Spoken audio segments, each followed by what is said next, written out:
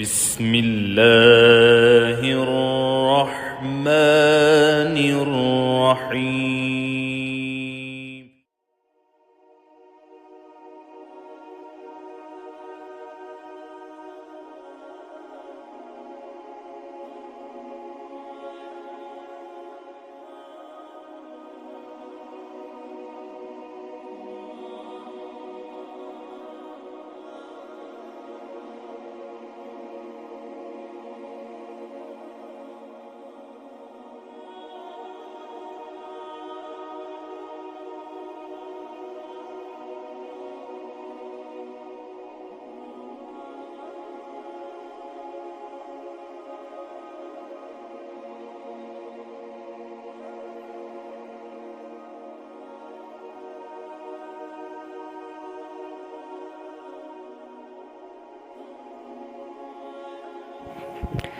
السلام علیکم ورحمۃ اللہ وبرکاتہ۔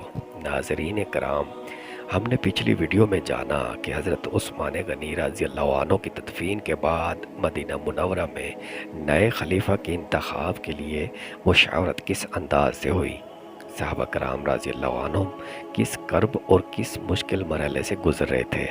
لیکن تاریخ کے یہ واقعات یہیں ختم نہیں ہوتے۔ شہادت عثمان غنی رضی اللہ عنہ کے بعد ایک اور کڑا مرحلہ آیا، اور وہ تھا صحابہ کرام رضی اللہ عنہ کے درمیان اختلافات اور ان اختلافات کو ختم کرنے کے لیے اتحاد کی کوششیں۔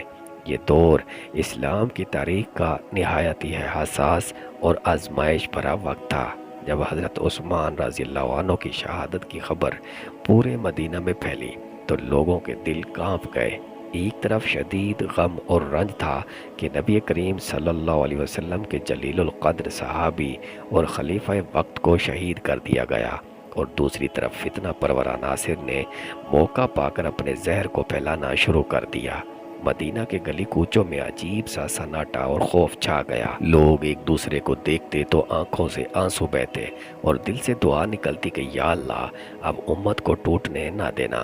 صحابہ کرام رضی اللہ عنہم میں سب سے بڑا مسئلہ یہ تھا کہ اب خلافت کس کو سونپی جائے، لیکن اس سے بھی بڑھ کر ایک اہم چیز سامنے آئی، وہ یہ کہ کچھ لوگ آپس میں اختلاف کا شکار ہو گئے۔ کچھ چاہتے تھے کہ فوراً نئے خلیفہ کی بیعت ہو تاکہ مسلمانوں کو مضبوط قیادت مل سکے، اور کچھ صحابہ چاہتے تھے کہ پہلے فتنہ پرور گروہ کو قابو میں کیا جائے تاکہ بعد میں خلافت پر کوئی انگلی نہ اٹھا سکے۔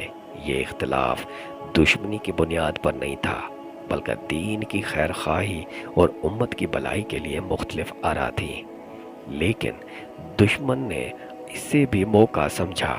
عبداللہ بن سبا جیسے فتنہ پرور لوگ جو اندر ہی اندر زہر گھول رہے تھے، اور وہ چاہتے تھے کہ صحابہ کے درمیان یہ اختلاف بڑھ جائے اور امت دو حصوں میں بٹ جائے۔ لیکن اللہ کے برگزیدہ صحابہ نے اپنی دانائی اور بردباری سے کوشش کی اور اس اختلاف کو بڑے فتنے میں تبدیل ہونے نہ دیا۔ حضرت علی رضی اللہ عنہ اس وقت ایک نہایت ہی مشکل مقام پر تھے۔ وہ نہ چاہتے تھے کہ ان پر خلافت زبردستی ڈالی جائے، اور نہ یہ پسند کرتے تھے کہ امت بغیر قیادت کے رہ جائے۔ دوسری طرف کچھ صحابہ جیسے حضرت طلحہ اور حضرت زبیر رضی اللہ عنہ اپنے دل میں یہ رنج رکھتے تھے کہ حضرت عثمان رضی اللہ عنہ کے خون کا بدلہ پہلے لیا جائے، پھر خلافت آگے بڑھے۔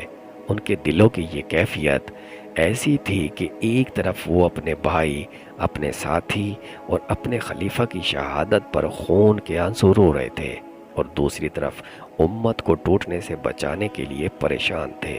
یہ وہ وقت تھا جب مسجد نبوی صلی اللہ علیہ وسلم میں بیٹھے ہوئے بزرگ صحابہ کے چہروں پر غم کی لکیریں اور آنکھوں میں فکر کے سائے دکھائی دیتے تھے۔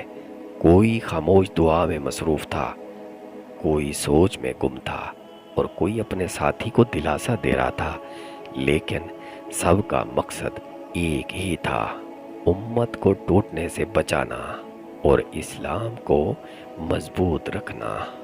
ناظرین کرام، یہ یاد رکھنا بہت ضروری ہے کہ ان اختلافات کو بعد میں کچھ لوگوں نے بڑھا چڑھا کر بیان کیا تاکہ صحابہ کرام رضی اللہ عنہ کی عظمت کو کم کیا جا سکے۔ حالانکہ حقیقت یہ ہے کہ یہ سب اختلافات دین کی بھلائی کے لیے رائے کے فرق کی بنیاد پر تھے، نہ کہ دنیاوی اقتدار کی خواہش پر۔ ان میں ہر ایک کا مقصد صرف اور صرف اسلام کو محفوظ رکھنا تھا۔ یہ بھی حقیقت ہے اگر اس وقت صحابہ کرام کے درمیان اتحاد قائم نہ رہتا تو شاید اسلام کی جڑیں ہل جاتی، لیکن اللہ تعالیٰ نے اپنی حکمت سے ایسے حالات پیدا کیے کہ آخرکار سب صحابہ کرام نے حضرت علی رضی اللہ عنہ کی بیعت پر رضامندی ظاہر کر دی۔ اختلافات کے باوجود اتحاد کی کوششیں جاری رہیں، اور یہ اتحاد ہی تھا جس نے مسلمانوں کو بڑے فتنوں سے بچا لیا۔ پیارے ناظرین، یہ واقعہ ہمیں یہ سبق دیتا ہے کہ جب بھی امت مشکل وقت سے گزرے، ہمیں اختلافات کو دشمنی میں بدلنے کے بجائے اتحاد کی صورت میں ختم کرنے کی کوششیں کرنی چاہیے۔ اختلاف ہونا برا نہیں، لیکن اسے بڑھا کر فتنہ بنانا خطرناک ہے۔ صحابہ کرام نے اپنی دانائی سے ہمیں یہی راستہ دکھایا کہ اختلافات کے باوجود امت کو ٹوٹنے نہیں دینا۔ اب انشاءاللہ اگلی ویڈیو میں ہم بات کریں گے حضرت عثمان غنی رضی اللہ عنہ کی تدفین کے بعد عثمان رضی اللہ عنہ کے دور کے سابق حکام اور گورنروں کا مسئلہ کیا تھا اور اس کو کس طرح حل کرنے کی کوششیں کی گئی۔ پیارے ناظرین، ایک مؤدبانہ گزارش ہے، میرے یوٹیوب چینل کو ضرور سبسکرائب کیجئے، ویڈیو کو لائک کیجئے، کمنٹ اور شیئر ضرور کیجئے تاکہ یہ قیمتی واقعات زیادہ سے زیادہ لوگوں تک پہنچ سکیں۔ والسلام علیکم ورحمۃ اللہ وبرکاتہ۔